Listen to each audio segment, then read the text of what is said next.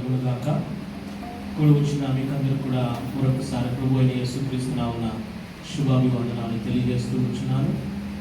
ప్రియులారా, ఇంతవరకు పాటల ద్వారా దేవుని మహిమపరిచాం. అలాగే సాక్ష్యం ద్వారా చక్కటి ప్రత్యేక పాటలు కూడా పాడినటువంటి బిడ్డలు దేవుడు దీవించును గాక. ఆమేన్. నిన్నటి దినాన మరి పాస్టర్ గారికి మరి ఈ కొన్ని దేశంలో దేవుడు మరి మరొకసారి 2 సంవత్సరాలు ఇండియా దేశంలో ఉండి తిరిగి కోవిడ్కి వచ్చి మరి కోవిడ్లో వీసాను అనుగ్రహించి ప్రభు అకామాన్ని అనుగ్రహించున్నాడు. ఎయిర్పోర్ట్లో వచ్చినప్పుడు అక్కడ ఫింగర్ అందరూ వేస్తున్నారు, తన ఫింగర్ వేసేటప్పుడు లేదు ఉందన్నారు, ముందు వెళ్ళిపో అన్నారు. అందులో వీసాలో కూడా ఫింగర్ ఆల్రెడీ ఉందని కూడా దాంట్లో స్టాంపింగ్ వేశారు. అయితే అకౌంట్ కొట్టేందుకు వెళ్ళాడు తను, కోవిడ్ వెళ్తే లేదు ఫింగర్ అన్నారు. ఇప్పుడు అపాయింట్మెంట్ ఇవన్నీ తతంగం అంతా ఏంది అని ప్రార్థన చేసినప్పుడు మరి తనే కోవిడ్ వచ్చి నిన్న ఈవినింగ్ మనం ఇక్కడ శ్రమ పడుతున్నాం అందరం కూడా. ఈ చైర్స్ ఇవన్నీ కూడా అక్కడి నుంచి ఉమేరే నుంచి తీసుకొని ఇక్కడ వేస్తున్నప్పుడు ప్రార్థన చేసుకుంటూ ఉన్నాను. మరి దేవుడు అనుకోని రీతిలో మరి ఎన్నో రీతిలుగా మేలు చేసి తనకు అకమాన్ని ఇచ్చాడు. నేను అనుకున్నా ఒక నెల ఉంది వెళ్ళిపోతాను అనుకున్నా, పర్మనెంట్గా ఇక్కడే దేవుడు అనుగ్రహించాడు. దేవునికి స్తోత్రం. హల్లెలూయా. దేవుని సంగమా, మన జీవితాలన్నింటినీ కూడా ప్రభు క్షుణ్ణంగా ఎరిగినటువంటి వారు, మన అంతరంగాన్ని కూడా ప్రభు క్షుణ్ణంగా తెలిసినటువంటి వారు, మన పేర్లు కూడా ప్రభు తెలుసుకున్నటువంటి దేవుడు. అంతేనా? మనల్ని పుట్టించింది ఆయనే, మనల్ని నడిపిస్తుంది ఆయనే, మనల్ని గొర్రెలుగా మేపుచు ఆయన మందలోన కాపాడుచున్నది కూడా ఆయనే. హల్లెలూయా.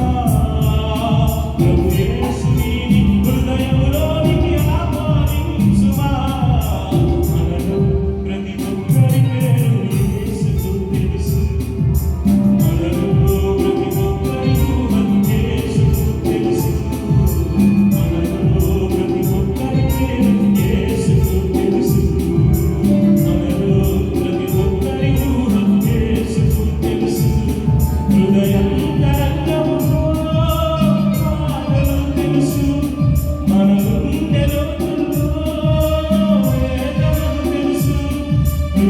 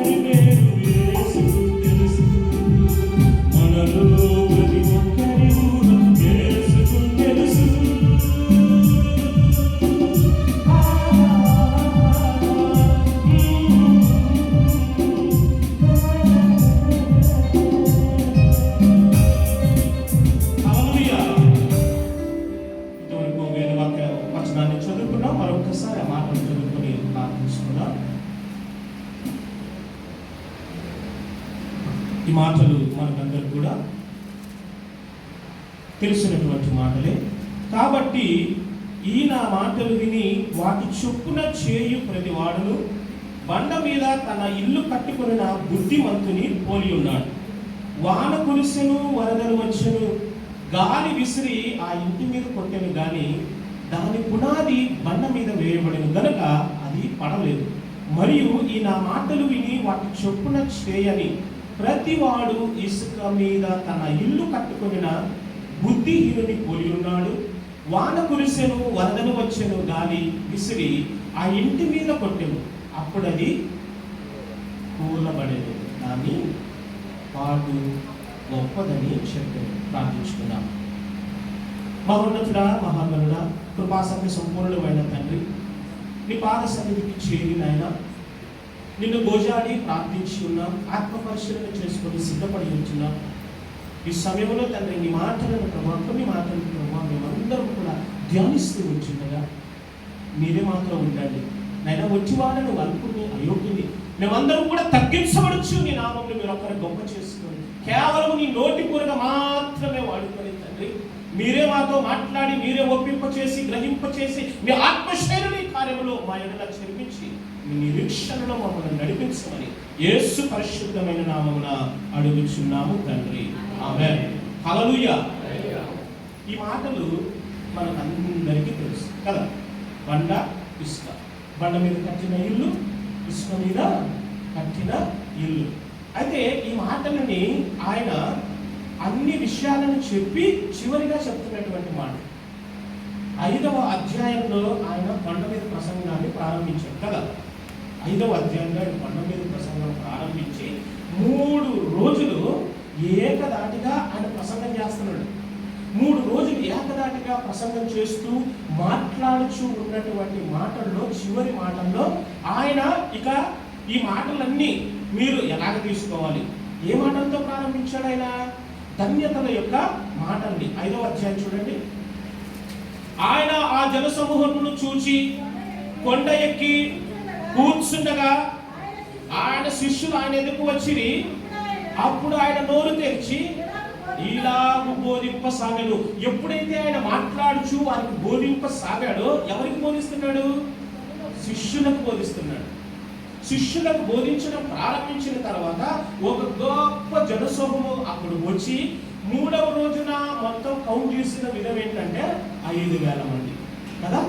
ఆ 5,000 మందికి కూడా ఆహారాన్ని పంచి ఆ ఆత్మీయ ఆహారంతో బలపడినటువంటి వారికి తిరిగి శారీరకమైనటువంటి ఆహారాన్ని కూడా పంచాడు.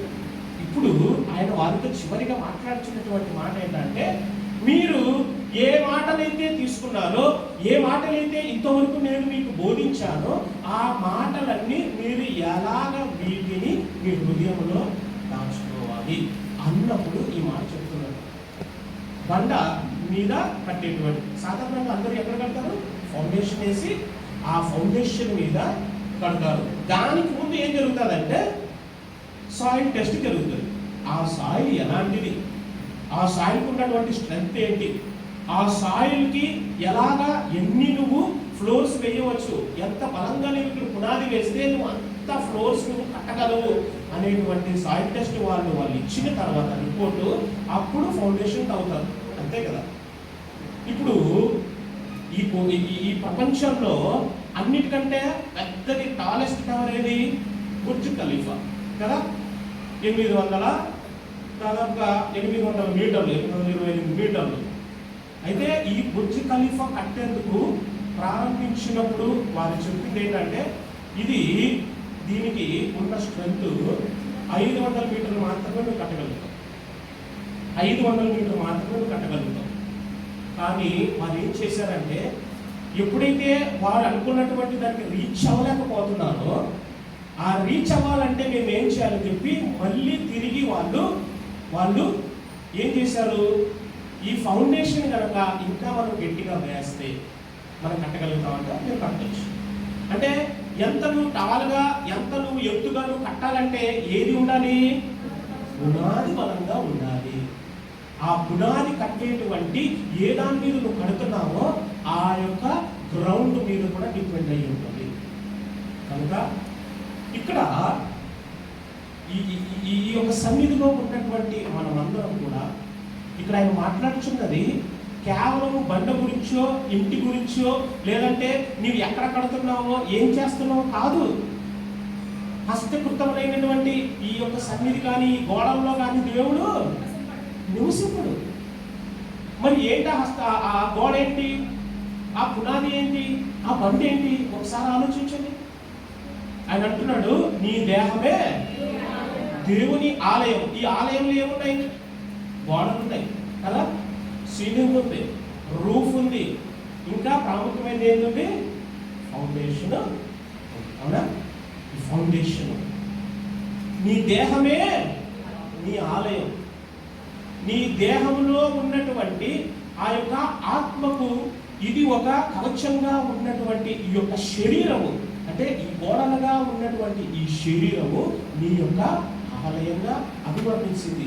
ఈ యొక్క ఆలయంగా ఉన్నటువంటి ఈ శరీరాన్ని నీవు కాపాడవలసినటువంటి నీ యొక్క ఆత్మని నీవు దేని మీద కడుతున్నావు అనేటువంటి ప్రశ్నే ఈయన వారికి వేస్తున్నాడు.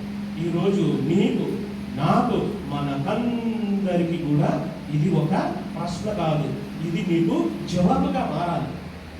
ఇది నీకు ఎల్లవేళలా నీ యొక్క నిరీక్షణలో ఇది నీకు అంటుకట్టబడి ఎప్పటికప్పుడు నీవు నిరీక్షణలో ఈ మాటలను గుర్తు చేసుకుంటూ ఉండాలి. నీవు ఏ రీతిగా నువ్వు పునాదిని పడుతున్నావు, ఏ రీతిగా నీవు బలపడుతున్నావు, ఇదే ముఖ్యమైనటువంటి అంశం.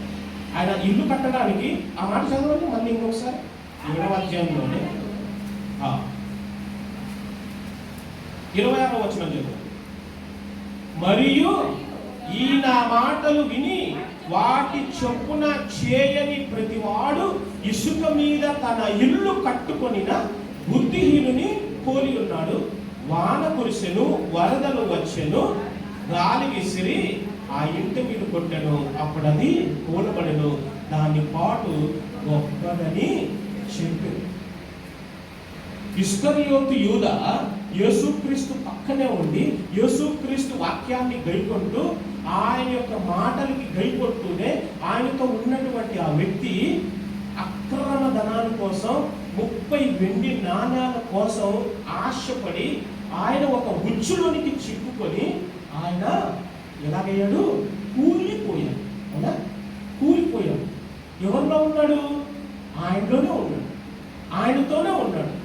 ఆయన యొక్క శిష్యుల్లో ఒకడైనటువంటి ఆయన, కానీ ఆయన మాటలు వింటూనే వెళ్తున్నాడు. కానీ ఏమైపోతున్నాడు? ఆయన ఒక ఉత్సులోనికి వెళ్ళి ఆ ఉత్సు ద్వారా బయటికి రాలేనటువంటి పరిస్థితిలోనికి వెళ్ళిపోయాడు. ఇక్కడ ఏంటంటే విషయం, ఆ యొక్క ఇస్కరియోతు యూదా ఆయన ఒక్కడే అపోస్తలులందరిలో కూడా చదువు, ఆయన ఒక్కడే గ్రాడ్యుయేషన్ చేసిన వ్యక్తి, అందుకే ఆయనకి కౌంటింగ్ ఇచ్చారు. ఇక్కడ కౌంటింగ్కి డబ్బుల్ది అది కాదు, ఫైనాన్షియల్ మ్యాటర్ కాదు. ఇక్కడ మన యొక్క హృదయాన్ని దేవుడు చూస్తూ వచ్చాడు. ఆయన యొక్క హృదయాన్ని దేవుడు ఈయన పడిపోయేవాడా లేదంటే బలంగా నిలబడేటువంటి వాడా?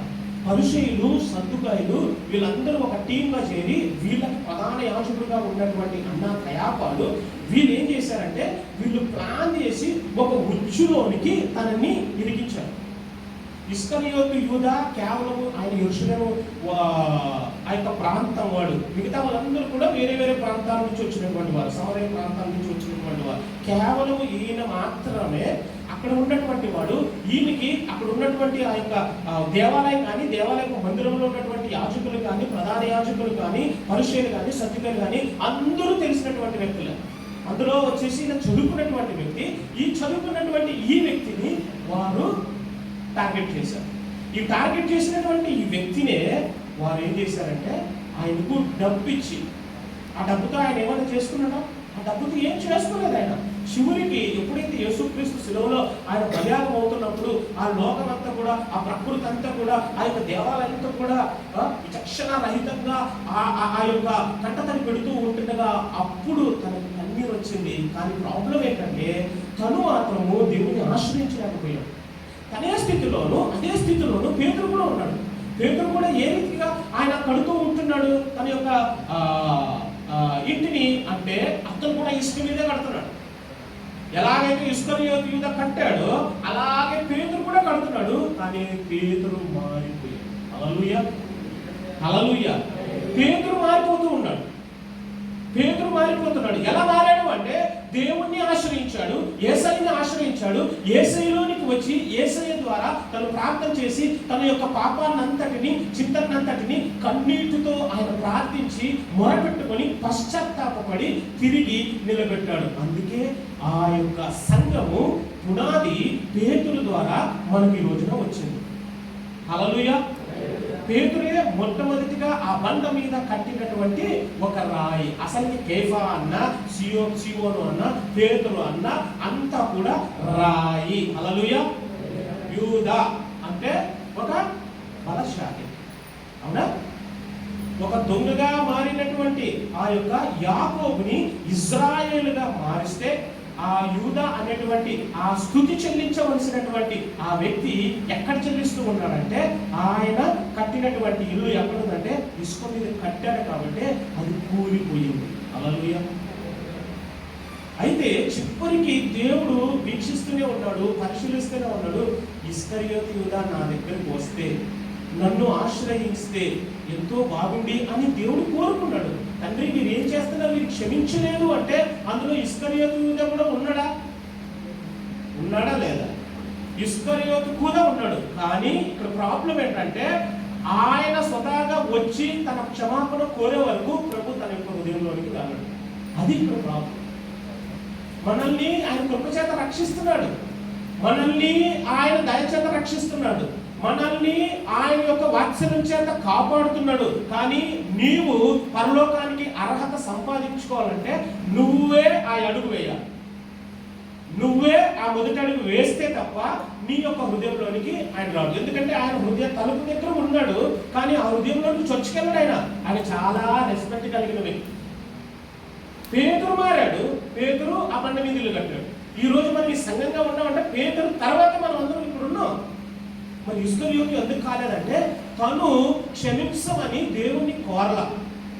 తను దేవునితో ఉన్నప్పటికీ, దేవుని యొక్క హృదయాన్ని తెలుసుకున్నప్పటికీ, అయ్యో నేను చేసినటువంటి ఈ పాపం ద్వారా యేసుక్రీస్తుని నేను సిలువకి బలి అర్పించానని తనను తానే బాగా గమనించాలి.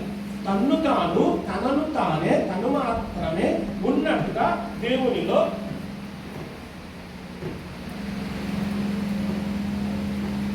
క్షమాపణ పొందల, తన్ను మాత్రమే శిక్షించుకున్నాడు. అందుకే ఆయన చనిపోయాడు.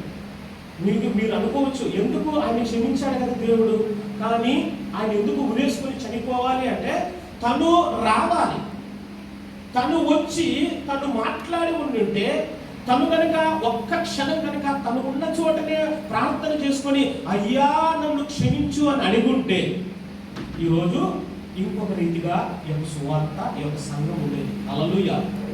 కనుక దీని ద్వారా మనం ఏమి నేర్చుకోవాలంటే, మనం ఎప్పటికైనా ఆశ్రయించాల్సింది, మనం ఎప్పటికైనా మన యొక్క మరణం వరకు, అంతం వరకు మనం ఆశ్రయించాల్సింది మన ప్రభువైన యేసుక్రీస్తు. హల్లెలూయా, హల్లెలూయా. మీకు అర్థమైంది అనుకుంటున్నాను.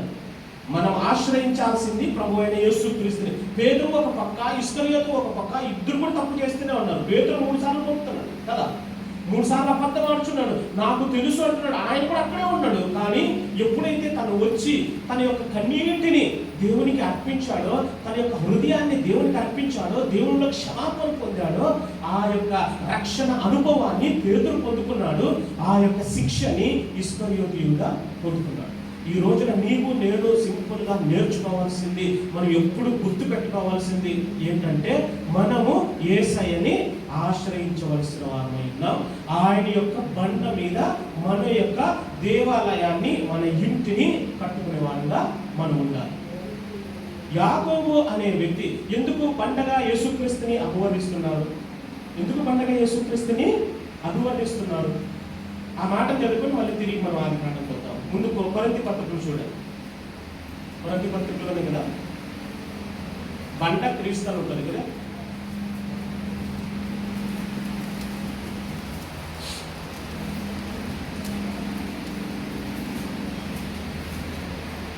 పదవ అధ్యాయంలో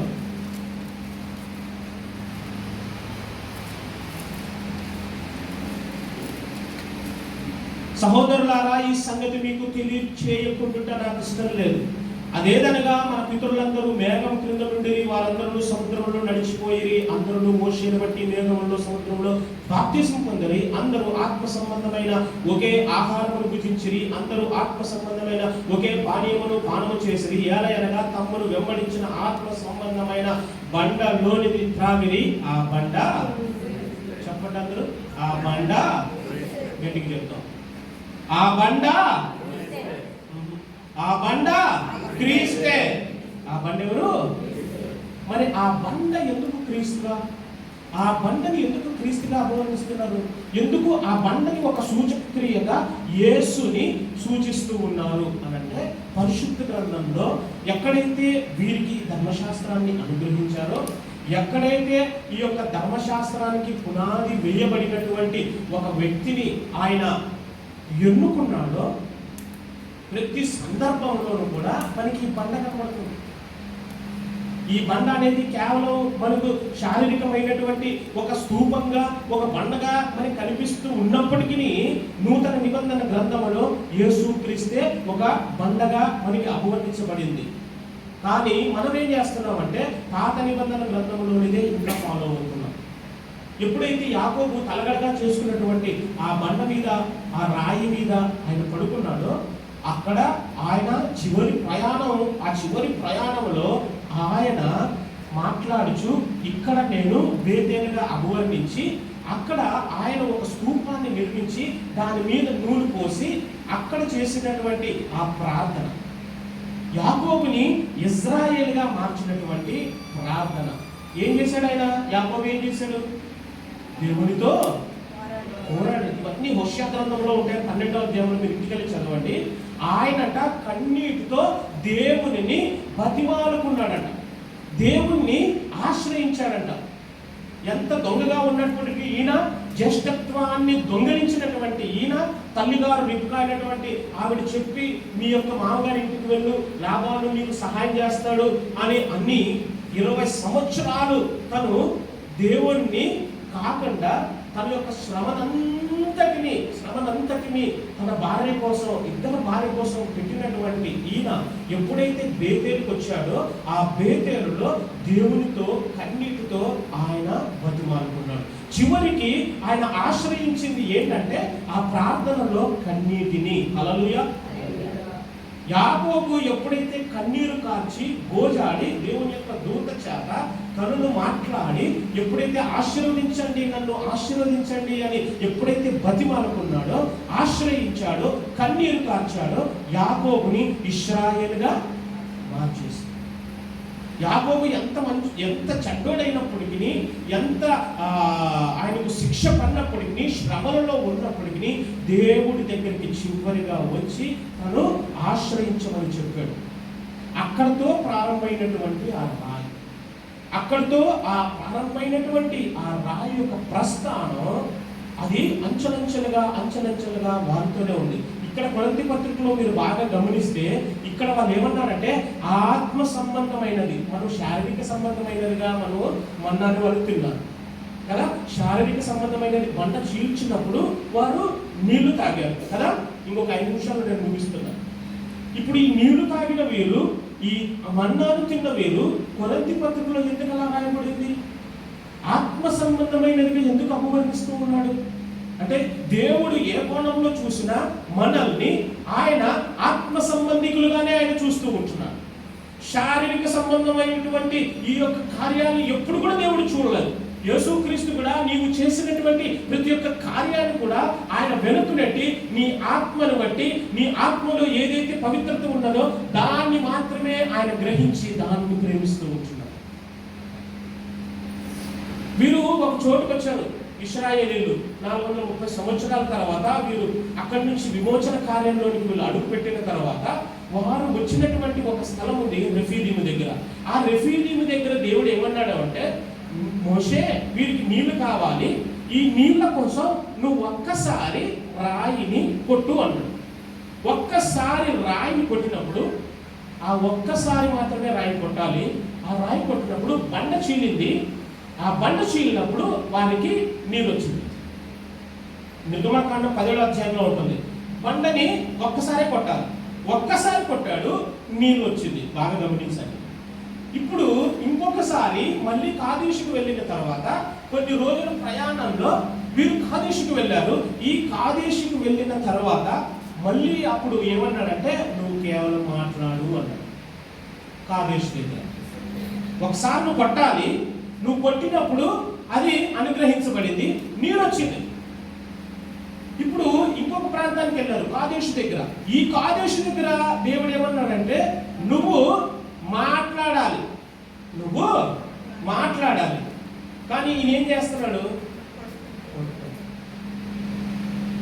నువ్వు పట్టడమే కాదు, 2 సార్లు కొడుతున్నావు. నువ్వు మాట్లాడు అంటే వినలా, నువ్వేం చేస్తున్నావు? మళ్ళీ 2 సార్లు కొడుతున్నావు. ఆ రాయిని 2 సార్లు కాదు కదా, నువ్వు ఒకసారే కొట్టాలి. దీని తాత్పర్యం ఏంటి? యేసుక్రీస్తు అనేటువంటి వ్యక్తి ఒక్కసారే మన కోసం సిలువ వేయబడాలి. హల్లెలూయా. దీని యొక్క అంతర్యం ఏంటంటే, యేసుక్రీస్తు మన కొరకు ఒక్కసారి చనిపోయాడు. యేసుక్రీస్తు మన కొరకు అతి పరిశుద్ధ స్థలంలో ఒక్కసారే వెళ్ళాడు. యేసుక్రీస్తు మన కొరకు ప్రధాన యాజకుడుగా ఆయన మన కొరకు నీ యొక్క పాపాన్ని, నా యొక్క పాపాన్ని అంతటిని ఒక్కసారే మొరపెట్టుకోవాలి. ప్రతిసారి మొరపెట్టకూడదు. మనం చేసిన తప్పును చేసుకుంటూ వెళ్ళిపోతూ ఆయన కృప మన పైన ఉన్నది, ఆయన దయ మన పేరు ఉన్నది, నేను ఈలో చేస్తూనే ఉంటాను, నేను పవిత్రుని, నేను పరిశుద్ధాన్ని కనపరుచుకునేంతగా నీ శారీరకమైనటువంటి సంబంధాన్ని కనుక నీవు సరి చేసుకోకపోతే, అందుకే మోషే 2 సార్లు కొట్టినప్పుడు దాన్ని ఏమన్నారు అంటే మస్సా అన్నారు. ఒక్కసారి కొట్టినప్పుడు ఏమన్నాడంటే మెరీబా అన్నాడు. కీర్తనలు 95వ అధ్యాయం తీయండి.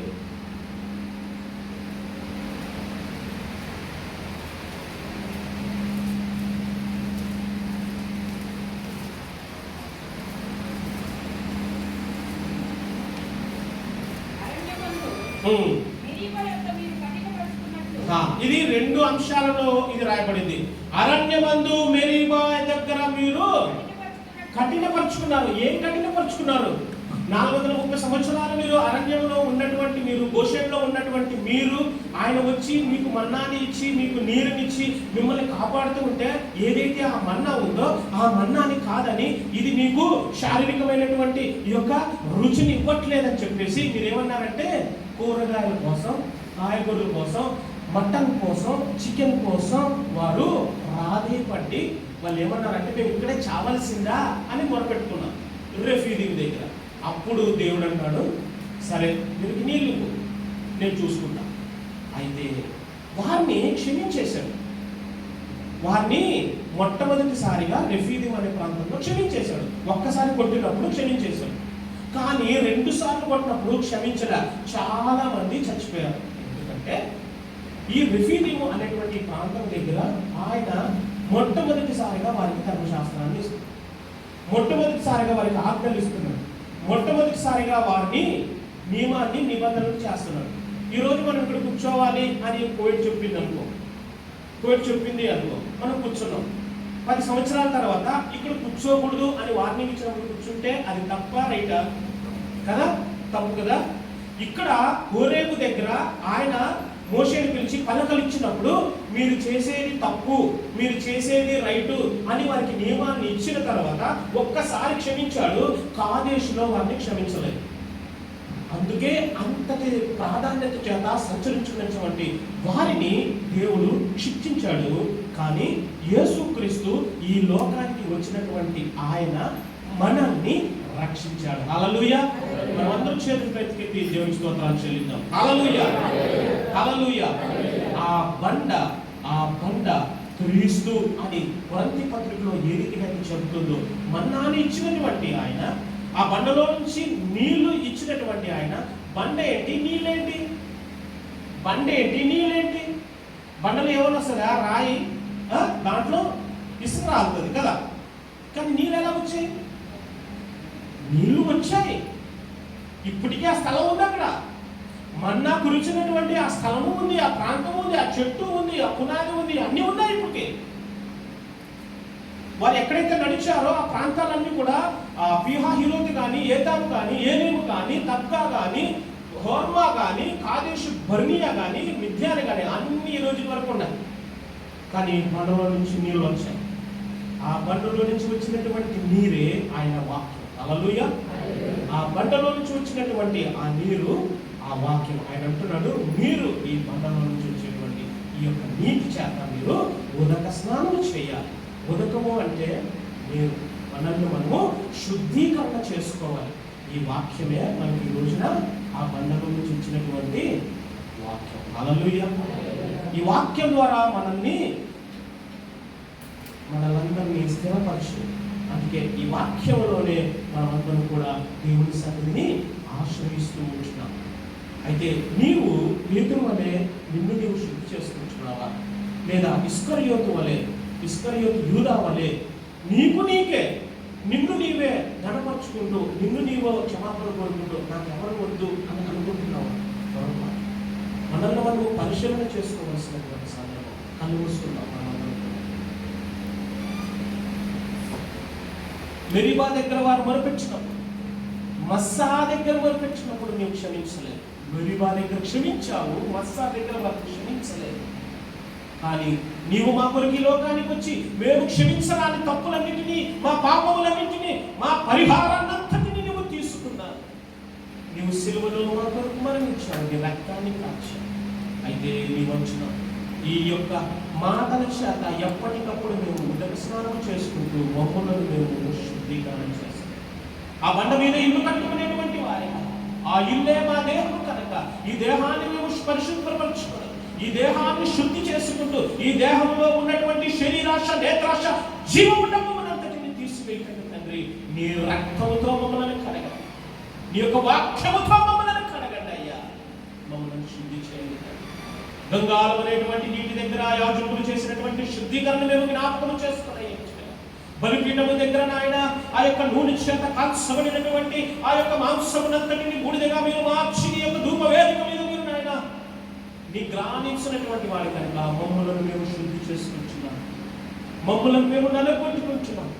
మమ్మల్ని మీరు ఎరిగినటువంటి దేవుడు, మా అంతరంగాన్ని ఎరిగినటువంటి దేవుడు, మా హృదయాన్ని ఎరిగినటువంటి దేవుడు కనుక అయ్యా మేము ఎక్కడ ఉన్నప్పటికీ నాయన, ఈ తరంగాల్లో ఉన్నప్పటికీ, నీ భూగోళమంతటికి ఎక్కడ ఉన్నా మమ్మల్ని విడిపెట్టేవారు కాదు తండ్రి. మా పేర్లు మీకు తెలుసు, మా ఆలోచన మీకు తెలిసిందండి. మా హృదయాన్ని మీరు ఎరిగినటువంటి గొప్ప దేవుడు కనుక ఈ సమయంలో మమ్మల్ని మేము శుద్ధి చేసుకుంటున్నాం. అయ్యా నీ వాక్యముతో నాయన, నీ మాటలతో మమ్మల్ని కడిగి తండ్రి పవిత్రపరచి శుద్ధ హృదయాలుగా మమ్మల్ని చేయి. నీ బలలోనికి మేము చెయ్యి వేస్తూ ముంచుగా మమ్మల్ని మేము సిద్ధపరచుకుంటూ స్థిరపరచుకుంటున్నాము. మమ్మల్ని మీరు బలపరచమని యేసు నామమున అడుగుచున్నాము తండ్రి. ఆమేన్.